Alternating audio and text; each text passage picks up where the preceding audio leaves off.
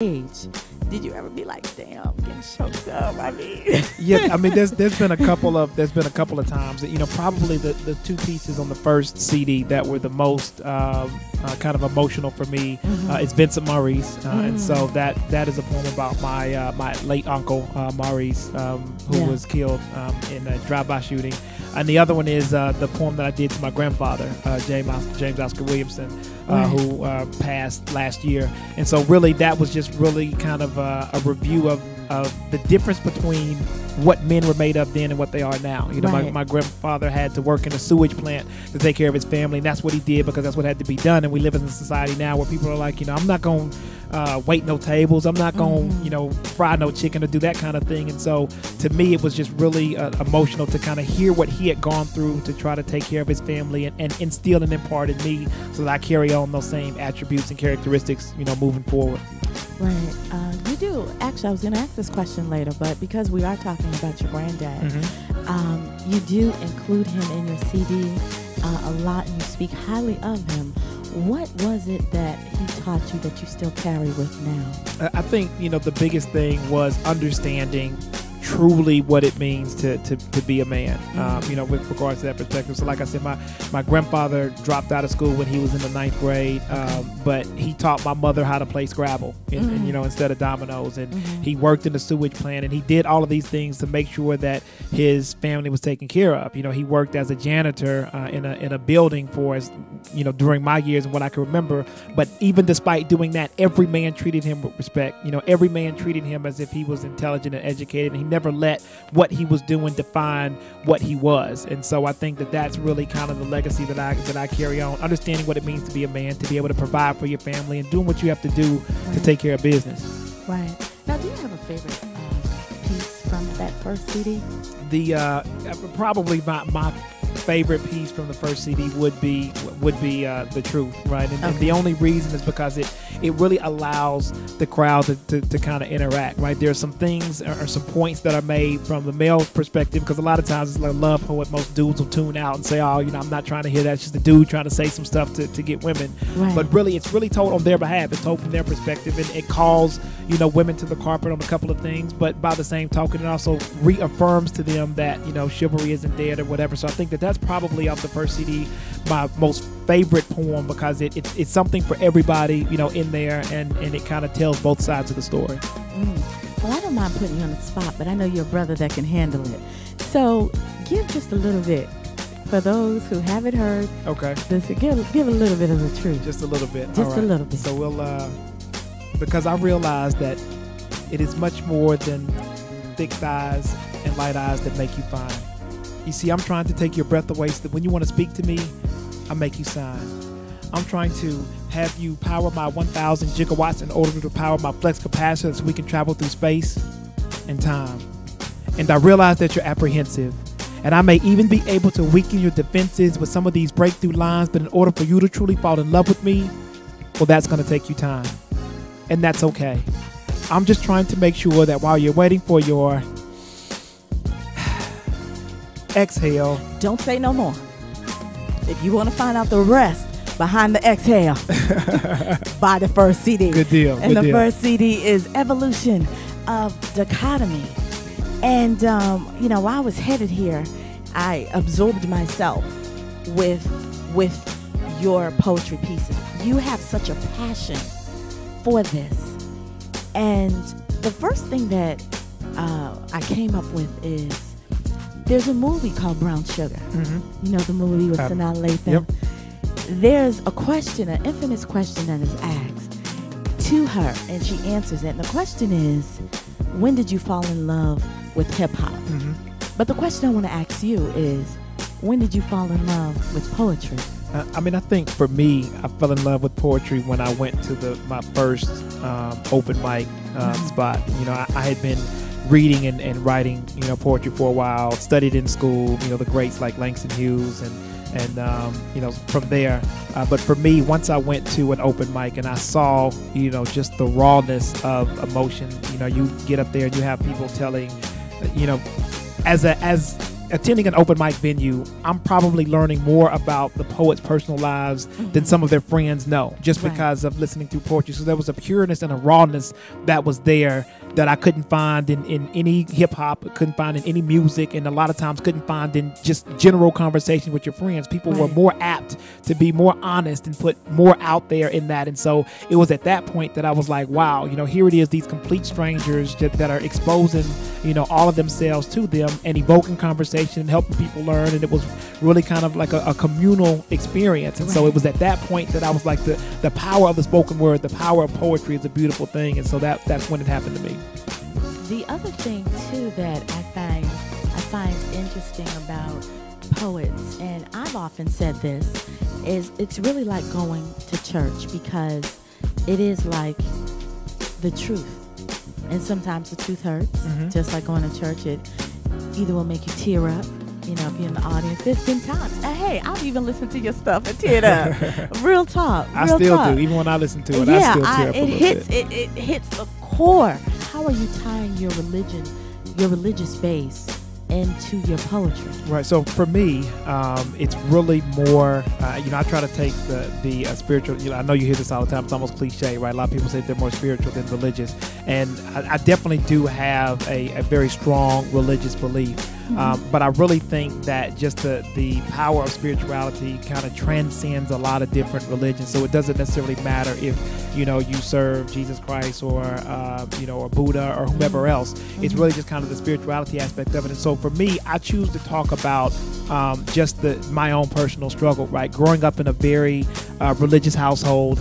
And then once you get older and you think you kind of know everything and kind of straying away from that, and then realizing that, you can't do this alone, and then trying to find your way back with all of the obstacles and tribulations that kind of come to it. And I think that is something that, again, it's not just my story, it's everybody's story. Right. So it's not like if I start to talk about, the belief of Jesus, then, somebody who's Jewish or someone else would immediately tune out, right? And so it's not, I don't want to take that approach, because I think the underlying message is something that everybody can relate to, and that's our own path to finding our spirituality and making sure that we hold true to our own beliefs. Right. And to that, who influences you when you are writing? Because I assume, I had an epiphany when I wrote my first little piece. Which I remember. I'm a fan of. Right. And I wasn't expecting it. It kind of came out of nowhere. But when it came, it just flowed. Right. And I remember it. I was talking to my girlfriend, and it was like late. And then all of a sudden, I hung up the phone with her, and I started writing, and I couldn't stop writing. Now it's 1 o'clock, 2 o'clock in the morning, and now I'm reciting it. Right. Yeah, I'm going to do this. I'm going to do this poetry. When you are writing, when you're in that space, tell me about that space that you're in when you are writing your masterpiece. Yeah, I think for me, there's really kind of no rhyme or reason. Sometimes it happens, like you, there's an experience or something that occurs, and I've just got to get it out. So wherever I am, whether I'm on a plane or at home, I'm going to sit down and I'm going to write. Other times it is, I have pieces of poems, right? So I have one or two lines that may come into my head, and I'll write them down, and I may never touch them for 3-4 weeks, couple of months, whatever, and then I'll sit down and something comes from that. Other times I've recently started working with producers on the new projects, and they would send me like an instrumental, and hearing that, it would move me to write something, right? So, and that was really kind of the interesting things for me, because it forced me to write about things that I probably would not have written about normally, but I was moved by, this particular poem. And then obviously the personal things, in my life. My parents, my father, my mother have been very, very big influences, my brother and sister. So really it's sometimes I can sit down and have a whole piece. Sometimes I have nothing but 2 lines and come back and finish it later. It really just kind of depends. Do you find yourself in more places than another? Like, do you have a spot where, it's just like the juices flow when I'm sitting in my car, I'm at a park? Do you have those kind of places that you go to? Yeah, no, for me, it's really whenever the moment hits me. Sometimes I'm on a plane, flying from one place to another. Sometimes I'm at home.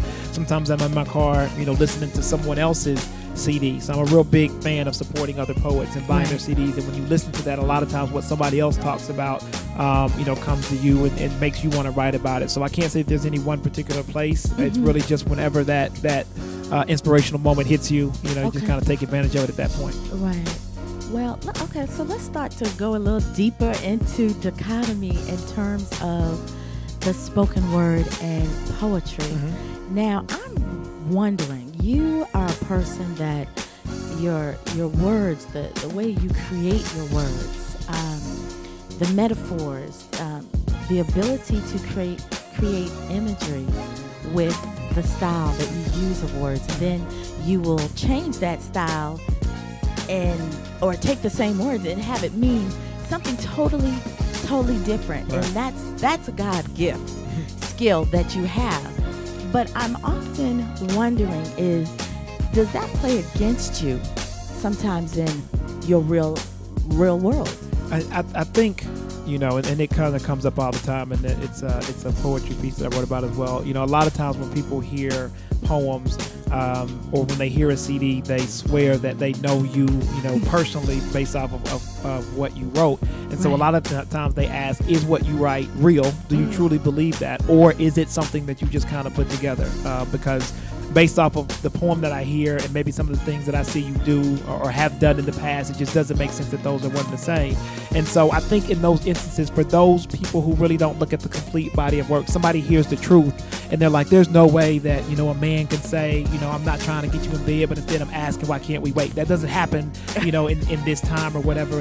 And what I say is that if you only listen to that poem and say that no man can exist in that manner, then you may be right. But if you look at the entire body of work and you go back and you look at my spoken word where I say, yes, I was a player. Yes, I did take advantage of a relationship and lost the love as a result of that. Then you'll see that the truth is not a contradiction. What it is a progression. I had to have, I didn't have to, but I went through being that bad man and doing my dirt in order to truly understand the value of and seeing those things happen to my sister and those women I care about around me in order for me to be a man like the truth. So, sometimes it works against me on the surface, but if people kind of look at, my body of work in its totality and look at, my life as a whole, then they'll see it's not really a contradiction. It's really just more of a progression.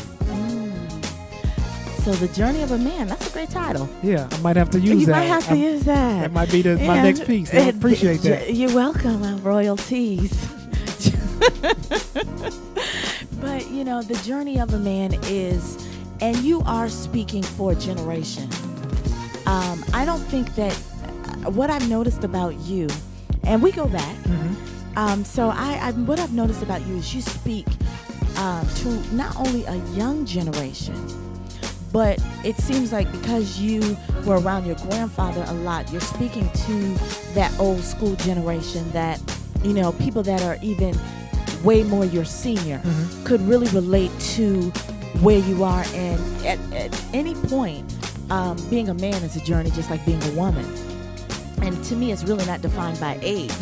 So in your journey and the things that you're giving to men, do you have guys that literally come up to you and say, yo, man, you hit on something? Our brothers secure within themselves to even appreciate what you have to say. And I would actually, it's funny that you bring that up, because I would probably say that is the biggest surprise, to me in all of the poetry that I've done, is the number of other males, and not just poets. A lot of times poets, may say, hey, I appreciate that was a great piece, but just men in general who came out to the, poetry spot with their girl. It's like, man, I didn't really want to come. She made me come, but, I heard that and I didn't really want to do that. I used to perform my spoken word and guys would come up and be like, man, why are you giving our secrets away? I used to do that. I used to be that man, or I talk about, lie to me, and they're like, I got cheated on too, and yeah, I was hurt, but I could never really show that. So I think, for me, there's fundamental characteristics that all men have,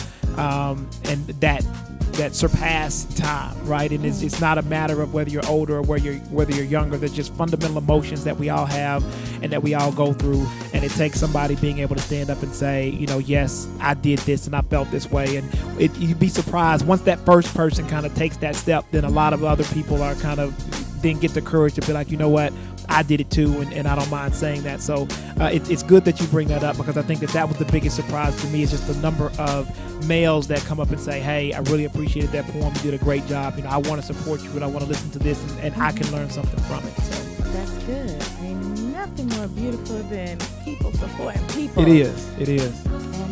And that's just a testament to your gift that you're sharing with the rest of the world.